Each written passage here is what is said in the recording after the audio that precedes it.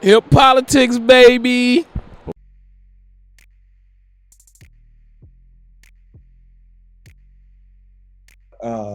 Before you got to this point, you're a kid from Orangeburg, South Carolina, correct? Yeah, man, from Orangeburg, the Berg. So what got you? What sparked your interest to get into a life and a career of politics? Well, I think my life in politics really started from just looking at my own life. My family struggled. My mom was a teen when she had me. She was 16, and so my grandparents helped to raise me.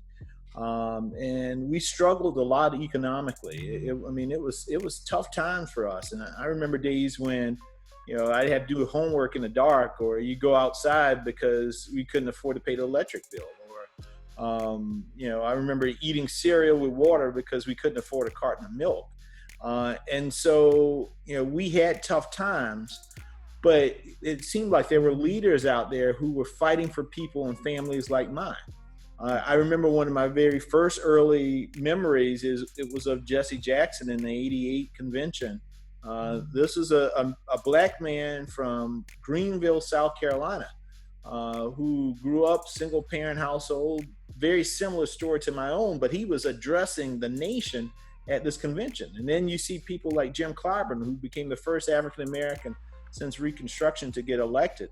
And I saw these folks in the community, and it just jived well with the lessons I was learning from my grandparents.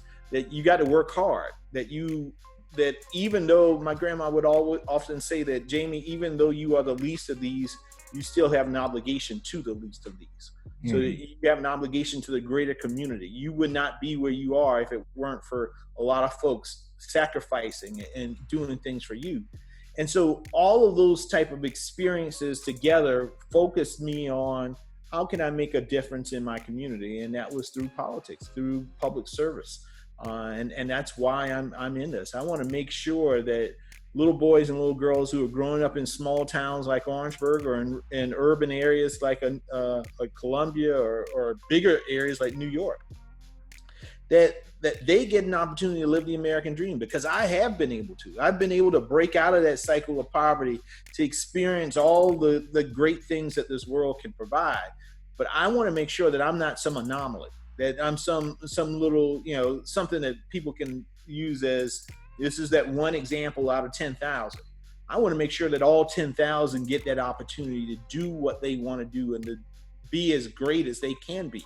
But in order to do that, we got to change the system. And in order to change the system, you got to change the leadership. And that's what I'm working on right now.